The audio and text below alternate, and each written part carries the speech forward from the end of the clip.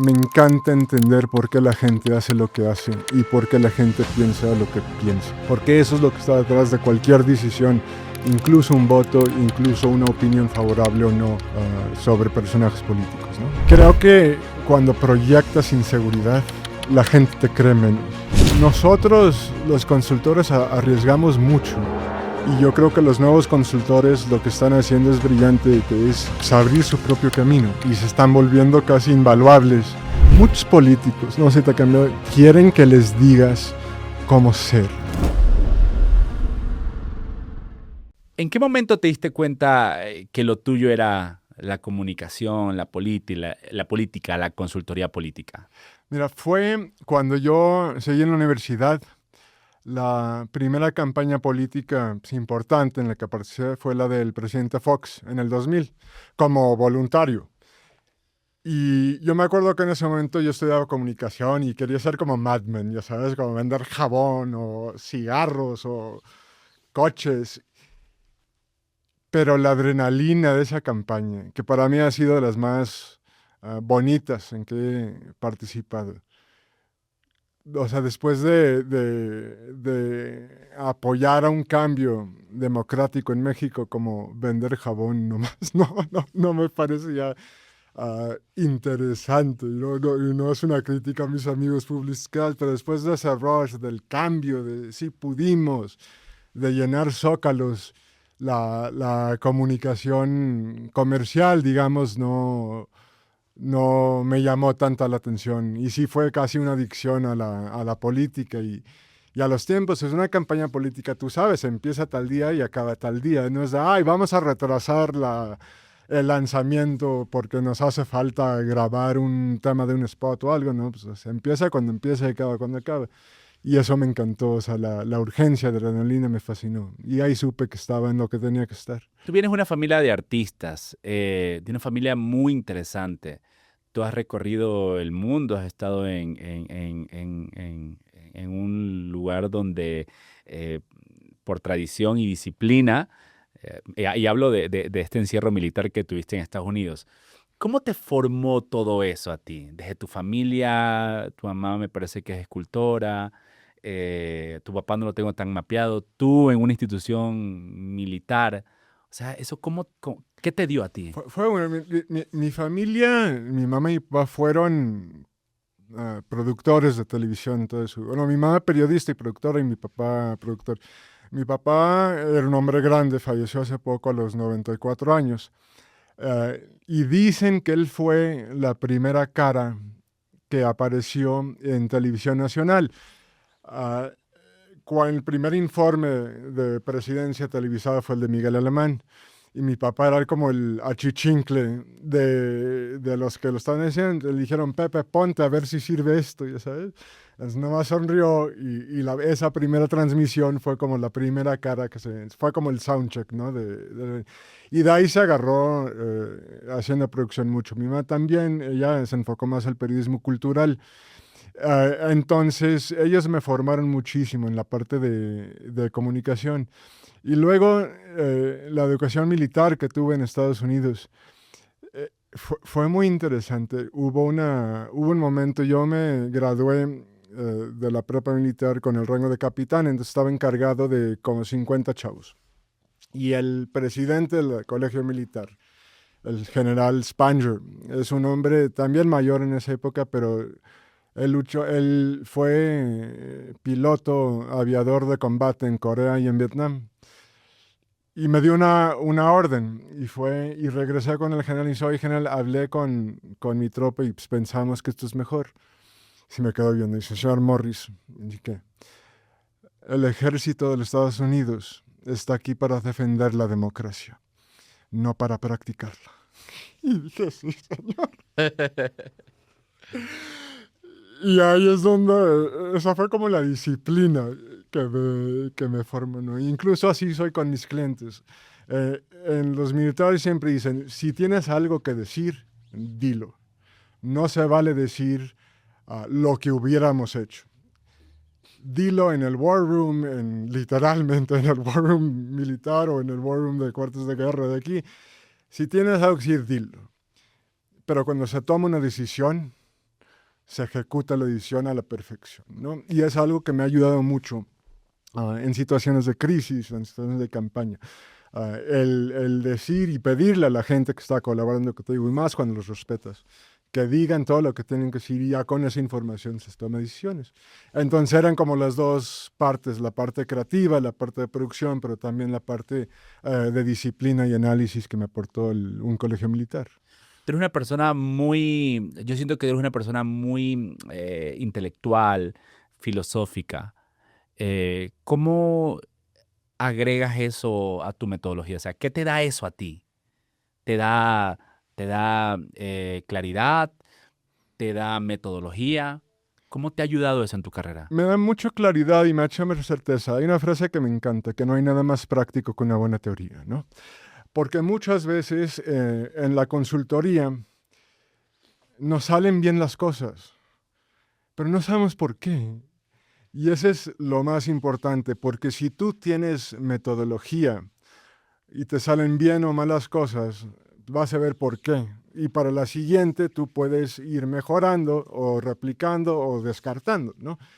Pero creo que muchas veces cuando nos enfocamos demasiado en cuestiones creativas, como el panacea de la comunicación y no estratégicas y de investigación, tenemos accidentes fortuitas, no estrategias comprobables y replicables. Y para mí eso es lo importante de estrategia y de método, ¿no? Ah, porque si no, pues, nunca vas a aprender realmente. ¿Cuál ha sido tu escritor, filósofo o teórico político de cabecera? Teoría política de cabecera, Roberto Cialdini y el libro de la ciencia de la influencia y de la persuasión. Hay un autor que se llama Herbert Simons, que escribió un libro que se llama Persuasion in Society, que ese es como, para mí es como la Biblia, es un libro de texto, realmente. ¿Puedes hablarnos de ese libro? Sí, pero es como muy, muy, muy práctico. Y luego está, no es particularmente con comunicación, pero toda la corriente de Economy of Choice, de economía de la conducta, que básicamente nos da un poco de visión del ejercicio cognitivo de los seres humanos. Y eso es lo que más me gusta de lo que hago. Me encanta entender por qué la gente hace lo que hace y por qué la gente piensa lo que piensa. Porque eso es lo que está detrás de cualquier decisión, incluso un voto, incluso una opinión favorable o no sobre personajes políticos, ¿no? Hablémonos del libro que tú consideras que es la Biblia de la comunicación política. Roberto, Por favor. no, perdón, Persuasion in Society de Herbert Simons, ¿no? Herbert Simons es de esas personas que son brillantes y escriben de todo, ¿no? Y a mí, la última vez que lo usé, hasta me da un pena decirte, yo estuve, sí, no hay manera bonita de decirlo, yo estuve en este curso de Estados Unidos que resultó ser secta, ¿no? No. Sí, no, pero digo, eso Nexium. ya es sabido, pues, ¿no? Digo, En Nexium, ¿no? entonces voy el primer día, porque no, es que es un curso padrísimo, vas a tener una experiencia de liderazgo, yo, pues, va. Y llego al primer día y digo, ¿se puede decir groserías? Bueno, no, y digo, ching, este no es un curso, o sea, esto es un curso de ¿cómo se llama? De superación personal. Y dije, bueno. Y luego voy el segundo día y digo, oye, esto no es un curso de superación personal, esto parece secta.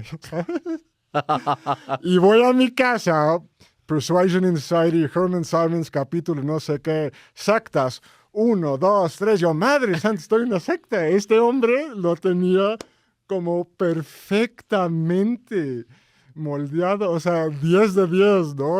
Van a decir esto, te van a decir eso, no, está bueno. Entonces ya eso lo que me permitió fue como ya blindarme contra cualquier tipo de lavado de cerebro, que es lo que realmente era. Entonces ahí es donde digo, no hay nada más práctico que una buena teoría, porque eso ayudó a confirmar algo que ya me imaginaba, ¿no? Y cuando vi dije, no, bueno, ya estamos acabando, ¿no?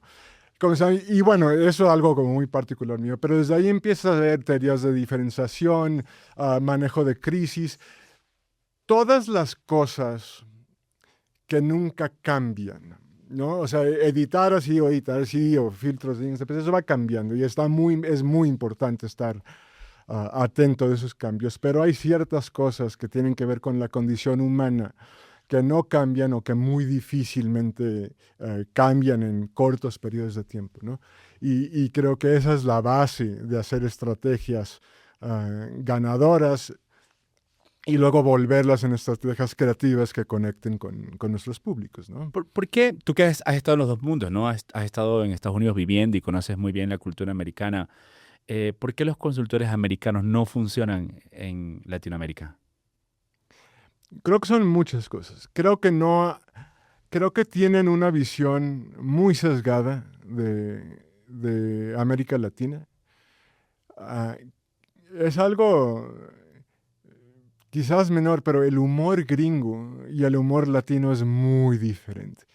O sea, el humor gringo se nos hace como medio como rarito, ¿no? Aquí somos un poquito más llevados. Entonces, cuando quieren traducir su creatividad en cuestiones, no. Y lo otro es que nuestros sistemas políticos son muy diferentes. En Estados Unidos tú puedes comprar bases de datos que en México y me parece que en muchos otros países son y es ilegal comprarlos. En Estados Unidos es muy legal, ¿no? Entonces tenemos como maneras muy diferentes de operación territorial que los gringos no, como que no entienden cómo es que hacemos lo que hacemos y nosotros no entendemos cómo puedes comprar una base de datos con mail y teléfono de todas las personas registradas para votar en California, ¿no? Creo que hay muchos temas ahí.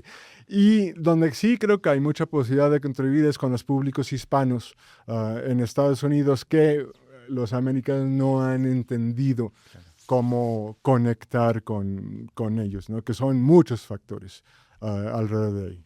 ¿Cuál crees que es la mayor crítica a la consultoría política que tú haces? ¿Perdón? ¿Cuál es la crítica que tú haces a al mundo de la consultoría política?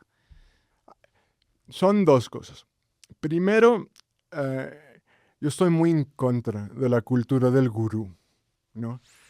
La cultura de gurú, al menos en México, viene de cuando habían 3, 4 medios de comunicación, 3, 4 operadores que los conocía a todos y realmente no eran consultores, eran brokers de influencia, de poder, ¿no? Y ahora me da mucho gusto que creo que mi generación tuvo un rol importante y la anterior, desde luego, de profesionalizar la consultoría en México. Y lo que yo creo ahorita es en equipos de alto rendimiento, ¿no? Tienes a una persona que sabe muy bien manejar medios, otra persona que sabe muy bien digital, y en cuanto se integran estos equipos, que ya lo hemos visto en campañas aquí en México, en el mundo, ahí es cuando realmente estás hablando no de un gurú, sino de un equipo de alto impacto. Y creo que dentro de los equipos siempre hay liderazgos. Y esa es otra cosa que aprendí en el colegio militar. Teníamos una frase que era como, sé líder, sé seguidor o quítate del camino, ¿no? A veces te toca ser seguidor, a veces toca ser líder y tienes que hacerlo con convicción para llegar a una meta todos juntos, porque cuando cada consultor tiene un ego que no cabe en el cuarto de guerra, ahí es cuando se empiezan a pelear, meter la pata y el que pierde realmente es el cliente, ¿no? Entonces eso para mí es muy, muy importante, esas dos facetas, que no hay gurús y que hay equipos de alto rendimiento. Tú le acabas de decir, equipos de alto rendimiento. Dime claves para manejar equipos de alto rendimiento. Yo creo, lo primero, creo que es muy importante que el cliente tiene que ser muy firme y muy transparente con qué le toca hacer a cada quien, ¿no? Desde que se integre, para que nadie tenga, que supone que yo voy a hacer esto, esto, ¿no? Y también creo que los consultores, si ven liderazgos orgánicos, pues hay que seguirlos, ¿no? En vez de hacer todo lo que puedas para derrumbarlos. Y también los líderes tienen que tener mucha capacidad para escuchar. Yo siempre digo, cuando yo soy estratega, digo, mi trabajo es que la mejor estrategia sea la que se utilice. No necesariamente que yo sea la persona que la tenga que ser de la A a la Z. Si yo la presento y una buena idea, pero por supuesto que se integra, ¿no? Porque también creo que luego cuando estás negociando dos buenas ideas, no, oye, Andrés tiene esta y Roberto esta y son muy diferentes. Creo que es mejor escoger una que negociar las dos y salir con un producto tibio para que nadie se ofenda, en vez de decir, no, vamos por este camino y hacer las cosas bien, ¿no? ¿Cómo lidias tú cuando entras a un proyecto y te toca entrar a un equipo que ya está formado? Hay una ventana de adaptación. ¿Cómo tú abordas ese proceso de adaptación? Yo creo que mucho, y o sea, perfectamente lo que estás diciendo, que entras a un equipo y generas muchos celos o piensan que les vas a quitar el trabajo y así, ¿no? Ahí lo que yo he aprendido es sentarme con el equipo existente, dependiendo de mi rol. Si me, oye, él va a ser el nuevo jefe, pues como que él es un nuevo integrante, como para que me... Porque muchas veces me ha pasado que las cosas que uno propone, muchos del equipo ya lo propusieron. Y es súper irritante como alguien del equipo ver que llega el nuevo, decir lo mismo que tú le dijiste hace una semana, pero le crea a él y no, ya es como, oye, pero yo dije eso. Y sí, he estado en los dos lados, ¿no? Entonces yo sé lo que es. Entonces creo que parte de entrar a uno de tipo justamente es tomar como la temperatura de qué se está haciendo mal, qué se está haciendo bien, qué se puede mejorar y reconocer lo que está haciendo bien. Oye, está muy bien, pero les falta esto. Y así poco a poco vas generando un ambiente ahora sí que laboral, más consultorias como recursos humanos, ¿ya ¿sabes? Así como un ambiente laboral agradable. Porque los ambientes laborales violentos son, y más en campañas, cuando todos están estresados y todos son, pues no tan padres, ¿no? Participar ahí. En ese estrés de las campañas, ¿cuál ha sido tu momento más vulnerable en toda tu carrera? Mi momento más vulnerable fue, fue como cuando justo empecé a sentarme con las grandes ligas, ya sabes, como dices, no puedo creer que estoy aquí.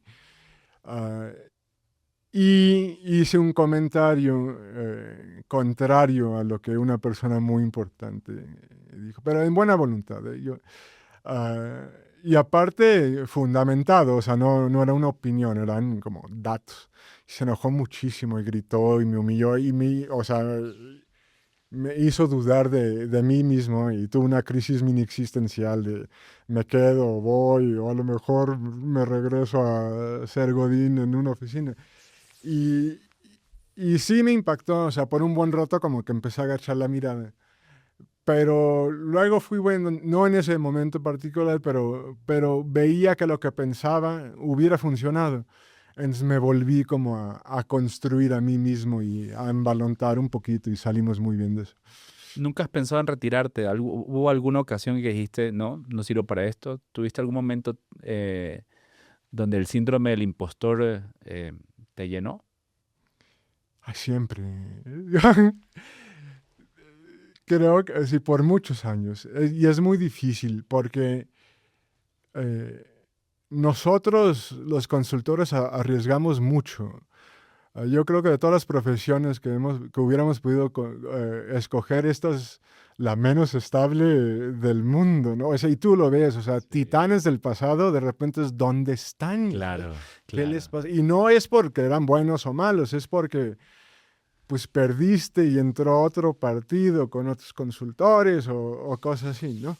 Entonces, eh, entonces siempre estamos como muy estresados, pero es una decisión que tomamos, ¿Y ¿no? cómo lidiar con ese síndrome del impostor?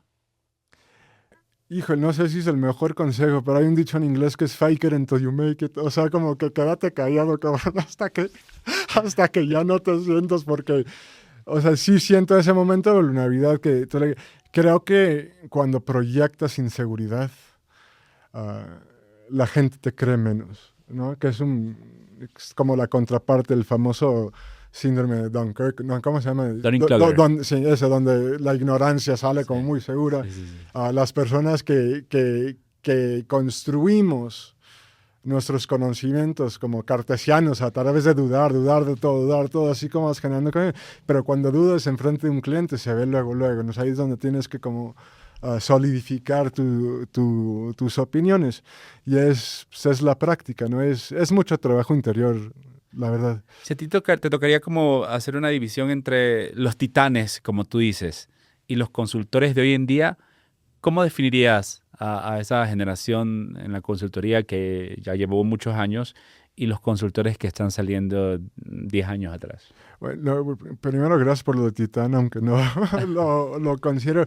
Yo creo que la principal como brecha, por decir, entre consultores que ya llevamos un rato esto y los nuevos es que, bueno, mínimo en mi vida, o sea, la tecnología creo que ha rebasado a muchísimas personas, ¿no? Y yo creo que los nuevos consultores lo que están haciendo es brillante, que es pues abrir su propio camino. Y se están volviendo casi invaluables para estrategias digitales o y ahorita con inteligencia artificial, etcétera. Me acuerdo los primeros spots que salieron en inteligencia artificial, todos con, no, ¿cómo lo hiciste? Y luego ves que se tardan como 5 minutos programando y Sí, te sientes bien, güey. Es como me dejé impresionar tanto por eso. Y es por falta de conocimiento, la claro. verdad, ¿no? Y bien por estos chavos, digo, son magníficos. Entonces, yo creo que hay que construir puentes. ah, y es compartir experiencias, ¿no? Digo, hay cosas que las canas te dan, por supuesto, y experiencias. Y cuántas crisis hemos manejado que te dejan pues, experiencias importantes. Pero luego también está todo lo que no conocemos que ya es, digo, cada año, como hay una app nueva, una tendencia, que los jóvenes están ahí, entonces hay que tener esta comunicación, ¿crees? A mí me gusta, yo doy clase en la universidad, entonces es como mi hack para estar como mínimo al tanto de las cosas que están pasando, ¿no? En tecnología. ¿Cómo o hacia dónde crees que va la comunicación política y la política en general?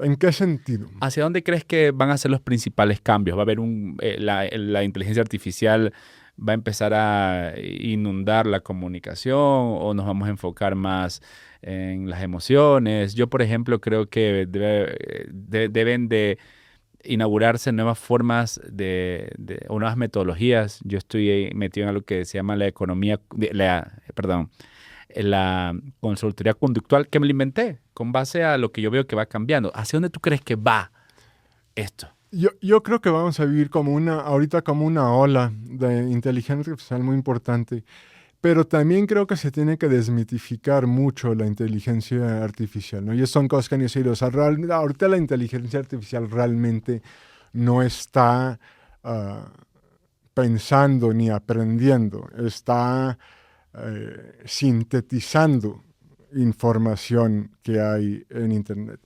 Y aquí es donde ya las estrategias digitales se pueden poner hasta macabras y casi antiéticas, ¿no? Hay muchos países que están inundando Wikipedia, blogs, etcétera, con información sesgada hacia sus causas, para que cuando le preguntas algo a inteligencia artificial, la inteligencia reconozca como verdades lo que ellos están subiendo a web.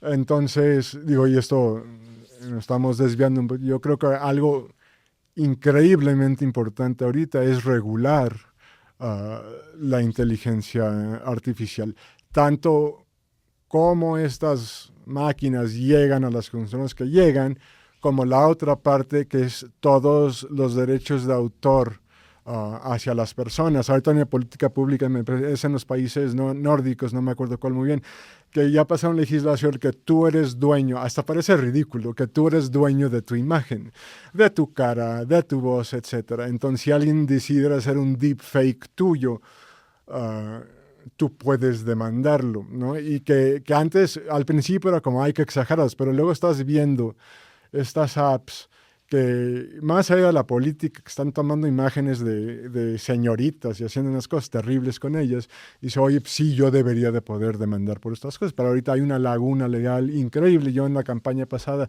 tuve una cantidad de audios falsos de mis candidatos que tuvimos que ir con notarios públicos, pero pues, a veces sí, a veces no, el daño ya está hecho, ¿no? Y más cuando normalmente las disculpas no llegan no tienen tanto impacto como el error original.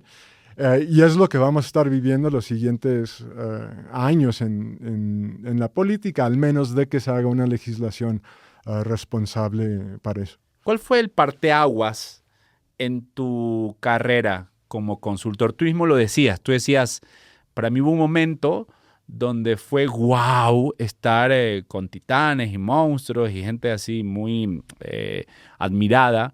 ¿Dónde sientes que hubo ese clip que te llevó de un espacio a otro? Mira, yo tuve dos. El primero fue cuando dejé el servicio público en el área de comunicación. Ya había sido consultor, pero estaba como luego la consultoría y luego servicio público, sí, para ya dedicarme al 100% a esto en una empresa en Bypower de mis primeros jefes enormes titanes, que es Juan Carlos Limón, ¿no? Porque ahí sí dije, pues ya no es como pues, la quincena, ya no era como tan segura como lo era en una institución pública, ¿no? Y ese fue el primero. Y el segundo fue cuando yo decidí poner mi propia empresa, que digo, tú sabes cómo es eso, no es como voy. Y eso fue muy, yo jugué con la idea mucho tiempo, pero me di cuenta que en lo que nosotros hacemos y otras profesiones similares, donde nuestro activo más importante es el conocimiento, ¿no? Entonces, y esto va para los chavos también, ¿no? Juntarte con consultores que han vivido, luego dices, hijo, igual y no me está pagando tanto como me encantaría, pero este güey, o sea, esta señora me está dando una cantidad de conocimiento brutal, ¿no? Que eso luego ya lo monetizo cuando ponga mi propia empresa.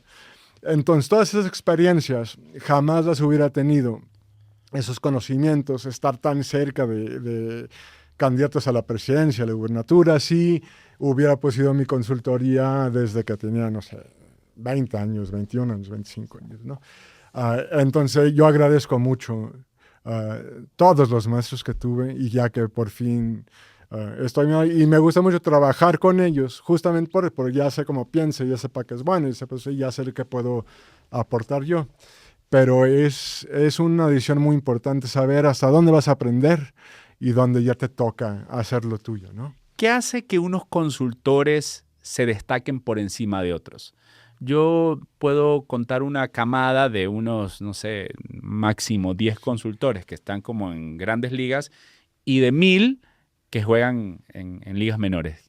Mira, alguien que fue súper importante en mi vida, que sigue siendo muy importante en mi vida, es César Martínez, de Mass Consulting. César ha hecho campañas por todo el mundo en Estados Unidos. Ahorita es uno de los consultores más activistas en contra de las injusticias a los latinos en Estados Unidos. Él fue republicano y ahora es, bueno, consultor republicano y ahora es de los principales que critican a Trump. Pero lo que más me encantó de César es su felicidad por enseñarte, ¿no? Y eso era desde cómo me trataba, mira, así. Luego sus presentaciones, ya ves que luego, no te puedo dar la presentación porque me vas a robar. César, sus presentaciones están por todo Latinoamérica. Yo no he visto un media training que no haya usado mínimo 3 o 4 de sus láminas, incluyéndome. Pero él sabe y no le importa porque él sabe que el que sabe es él, ¿no? Su presencia es una parte mínima de lo que conoce. Y esa generosidad de la enseñanza, pues nunca se me va a olvidar. Ahora, ¿qué decisión te hizo ganar profesionalmente, pero te cobró factura en lo personal? Sumarme a Andrés Manuel en 2018. Oh, cuéntame esa faceta tuya. Fue muy difícil. No sabes de cuántos de grupos de WhatsApp de amigos me corrieron. Lo que más escuchaba es Roberto.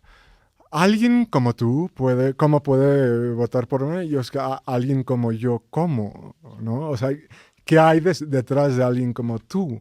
Alguien fresa, alguien blanco, alguien que explique, y se quedaban como... Y ahí te das cuenta como todo un nivel de clasismo, racismo que existe en este país, pero que está tan escondido que salen estas frases como muy ambiguas, como alguien como tú. No. Y sí me costó mucho. Pero también me di cuenta que hay ciertas personas que la verdad es que no me interesaba tener tanto en mi vida. Y otras que ya después de que pasó como este auge de miedo, como que ya se calmaron y ya pudimos reconstruir relaciones y somos muy buenos amigos otra vez. ¿Cuál es el error que los consultores cometemos? El error más típico. La soberbia. Yo creo, y creo que nos pasa a todos, a mí me ha pasado, que estás como tan entrinchada, o sea, que te importa más tener la razón o te importa más ganar una discusión que ganar la lección, ¿no? Y ahí es cuando te tienes que ver en el espejo y decir en qué te has convertido. Pero estoy agradecido de que siempre, creo, he encontrado como la manera de aterrizarme y tomar mejores decisiones. ¿Cómo lidiar con ese ego que aparte de que nos invade, se oculta, la soberbia se oculta? No es que tú estás en constante introspección viendo soy soberbio o no. O sea, ¿cómo lo combates? Lo primero es aprender a no tomar las cosas de manera personal, ¿no? O sea, si alguien hace una crítica hacia tu trabajo, está criticando tu trabajo, no a ti específicamente, ¿no? Y el segundo es pues, que no eres el centro del universo, ¿no? En una campaña hay miles de partes que están moviendo, etcétera, y no necesariamente todas tienen que girar alrededor de tu opinión, tu estrategia, etcétera, ¿no? La humildad, digamos, es que es la mejor herramienta en contra del soberbia, y la humildad a veces nos las enseñan a tropiezos, ¿no? Y hay que saber asimilarla. ¿Qué sacrifica un consultor? Uf, todo, ¿eh? Tiempo, familia, relaciones emocionales, sueño, comida a veces. O sea, sí es algo que sacrificas mucho, pero también creo creo que tenemos cuestiones positivas increíbles como noches electorales donde ganas tu campaña y más cuando son peleadísimas, ¿no?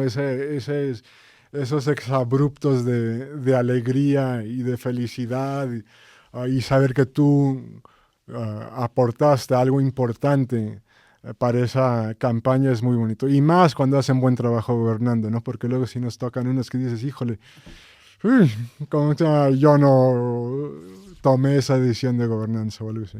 ¿Por qué dicen que el poder es una droga? Porque lo es. Mira, y hablando en México, de mis frases que más me encantan es, cuando vives en el privilegio, la equidad parece opresión, ¿no? Y creo que es gran parte de lo que está viendo muchas personas en México, que tenían tanto poder, duro, blando, influencia, directo, etcétera, que de repente los empiecen a tratar como, ni siquiera mal, como gente normal, como no te puedes saltar la fila, no puedes hacer esto, ¿no? No te voy a perdonar una deuda. Se sienten oprimidos porque no están acostumbrados a esto. Yo creo que en cualquier situación donde tú le cambias su día a día a las personas, y más cuando es una relación con el poder, pues se extrañan y se sientan menos, etcétera.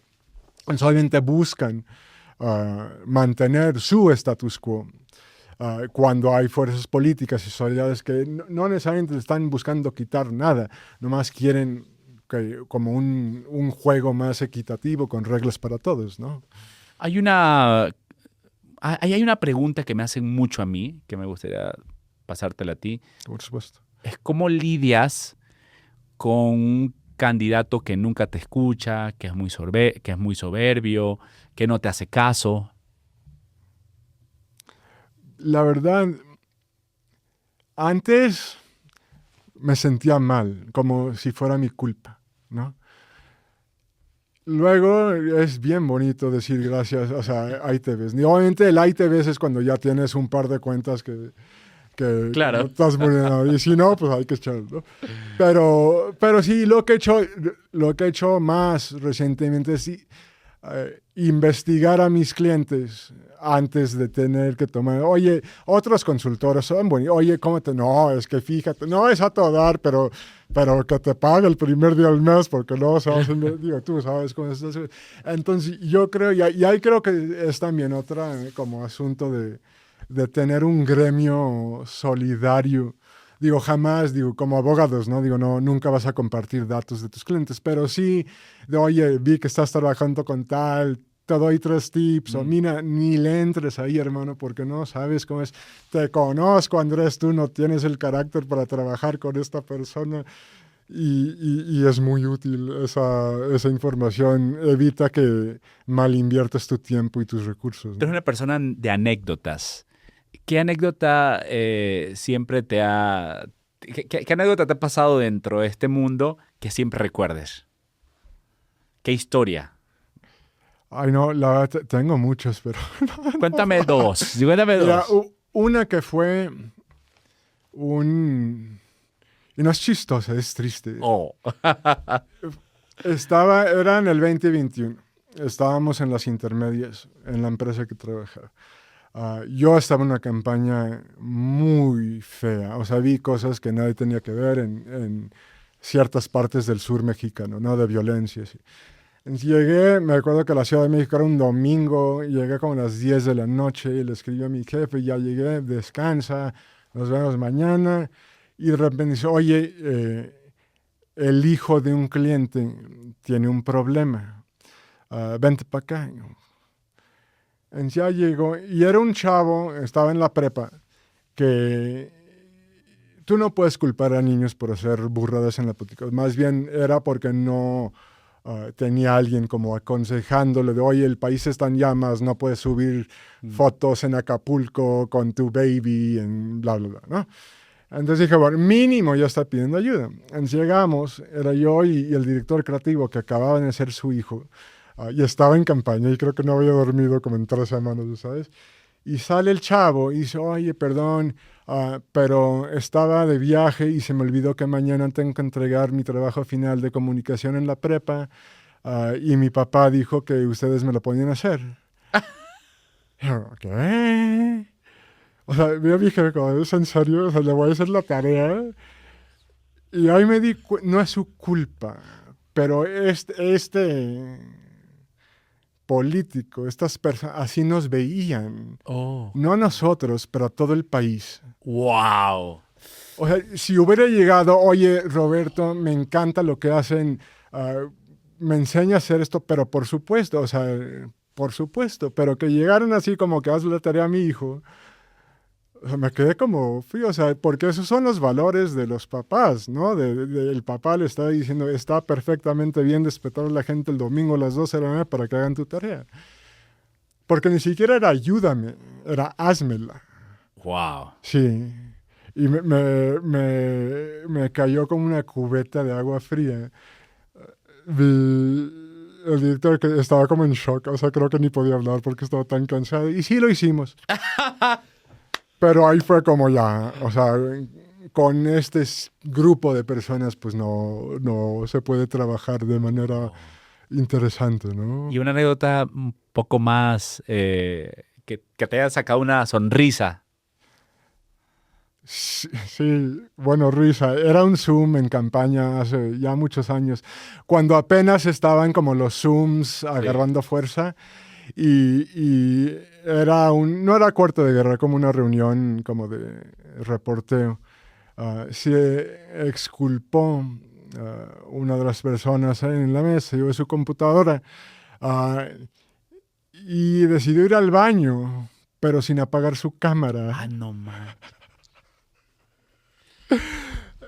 Entonces le decíamos, oye, pero tenía como su micrófono apagado y no nos escuchaba. Y digamos que lo conocimos de una manera muy profunda. Obviamente alguien fue corriendo a decirle, güey, apaga tu cámara, pero sí, fue muy chistoso. Lo que yo admiro mucho es que pudo volver a integrarse a la junta como si nada hubiera pasado. Y todos nosotros nos comportamos muy bien y jamás hemos hablado del tema en su vida, pero sí fue muy chistoso. Esta pregunta va a ser matona. ¿Cuál es el consejo que un consultor debería darle a un político? En general. Sí, yo creo que muchos políticos, no sé, te cambió, quieren que les digas cómo ser, ¿no? Ah, como cámbiame para que la gente me quiera. Y eso nunca funciona. Cuando tú no eres auténtico, te tropiezas contigo mismo. Siempre va a haber un momento en donde sacas tu verdadero yo, que no necesariamente es malo, pero si la gente piensa que le estás mintiendo, pues te abandona. Yo siempre pongo dos ejemplos en mi clase. Una que no es político. No sé si Lucero, la cantante, que era como la princesa de México, los niños los amo y todo, de repente se va con su novia a un viaje de safari y sacan fotos de que mató un búfalo y tiene sangre como...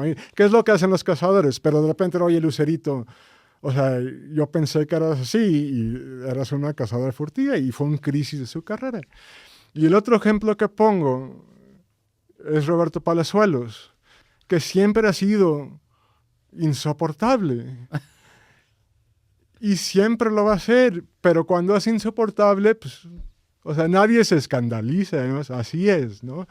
O sea, y no necesariamente bien para política, pero su carrera artística está muy consolidada, ¿no? Nadie se enoja con él por ser como es, nada más hay gente que lo evita y no, está perfecto. Los políticos nos pueden dar ese lujo de ser no auténticos, y lo hemos visto muchísimo, ¿no? Y también hemos visto como personas auténticas, que quizás se salen de lo tradicional, les va muy bien en la política. Yo creo que el mejor caso fue el Bronco cuando ganó Nuevo León. El tema es que después no supo cómo alternar de campaña a gobierno, ¿no? Generó muchos problemas. Pero bueno, caso hay muchos.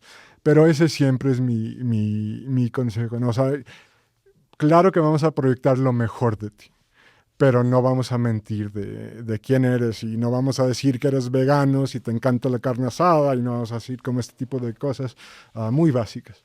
Y en general funciona muy bien, ¿no? Y creo que eso también hay etapas. Yo creo que antes del año 2000 era muy fácil ser no auténtico porque controlabas mucho tu imagen en televisión, en radio, etcétera. Ahora que todos tenemos una camarita que te pueden cachar en cualquier momento, la estrategia es completamente al revés. Sé tan tú que, pues sí, o sea, que no tienes que mentir, ¿no? Mi querido Robert, muchísimas gracias. Nos ha dado muchísimo material para que esta entrevista sea todo un éxito. Gracias. No, muchísimas gracias a ti por invitarme. Buenísimo, loco.